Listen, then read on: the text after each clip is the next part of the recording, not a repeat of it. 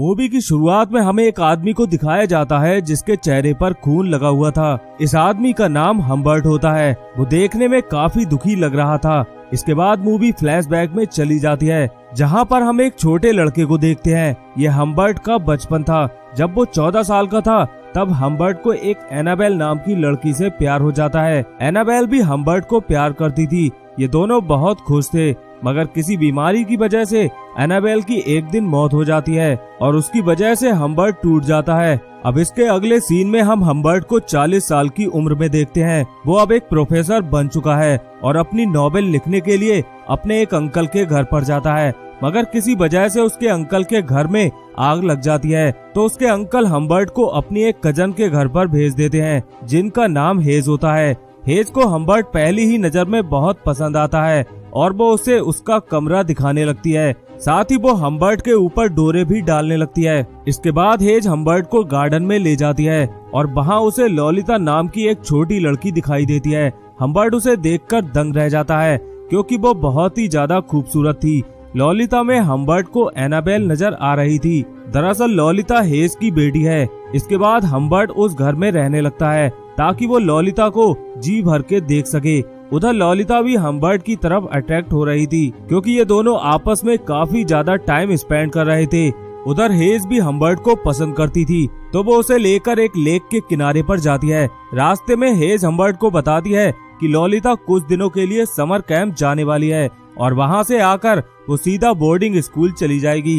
ये सुनकर Humbert tension में आ जाता है, क्योंकि वो तो लॉलिता के लिए ही इस घर में रुका था। अब कुछ दिन बीत जाने के बाद एक दिन हम्बर्ट देर से उठता है, तो वो अपनी खिड़की से देखता है कि लॉलिता जा रही थी। उधर लॉलिता भी हम्बर्ट को देख लेती है और भागकर हम्बर्ट के गले लग जाती है। इसके बाद वो उसे किस भी करने लगती है। बाद में वो बोर्डिंग स्कूल चली जाती है। एक दिन हम्बर्ट को एक लेटर मिलता है जो हेज ने लिखा था। उसमें वो हम्बर्ट से शादी करने का प्रस्ताव देती है, जिसे हम्बर्ट मान लेता है, क्योंकि यही तरीका है इस घर में रहकर लॉलिता को हासिल करने का। अब एक रात हम देखते हैं कि हेज हम्बर्ट के साथ संभोग करना चाहती थी, मगर हम्बर्ट हमेशा उसके खाने में नींद की दवा मिला देता था, जिससे वो सो जाती थी। अगले दिन हम्बर्ट घर से बाहर गया हुआ था, तब हेज उसकी पर्सनल डायरी पढ़ लेती है और उसे पता चल जाता है कि हम्बर्ट की नजर लॉलिता पर है। हेज हम्बर्ट पर बहुत चिल्लाती है और सब कुछ खत्म करके वहाँ से चली जाती है, मगर रास्ते में जाते समय हेज का एक्सीडेंट हो जाता है, जिसकी वजह से उसकी मौत हो जाती है। अब हम्बर्ट को हेज की मौत का दुख तो था, मगर एक तरीके से उसका रास्ता भी साफ हो चुका था। वो अगले दिन लॉलिता को लेने बोर्डिंग स्कूल चला जाता है। जब ये दोनों वापस आ रहे थे तब लॉलिता हम्बर्ट से अपनी मॉम के बारे में पूछती है। इस पर हम्बर्ट उससे कहता है कि उसकी तबीयत ठीक नहीं है, इसीलिए उसे हॉस्पिटल में रखा गया है। इसके बाद हम्बर्ट और लॉलिता काफी करीब आ जाते हैं और वहीं पर शुरू हो जाते हैं। रास्ते में ये दोनों एक होटल में रुकते हैं, जहां लॉलिता की मुलाकात एक आदमी से होती है जिसका नाम क्लेयर है।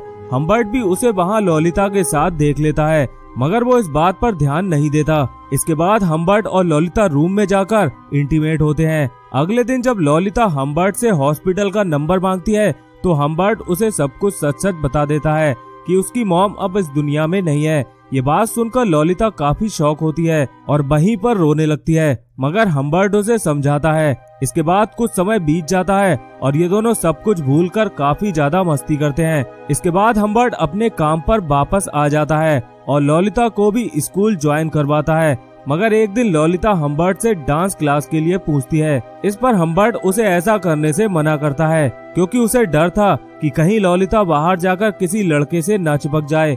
मगर लॉलिता किसी तरह हम्बर्ट को डांस क्लास के लिए मना लेती है।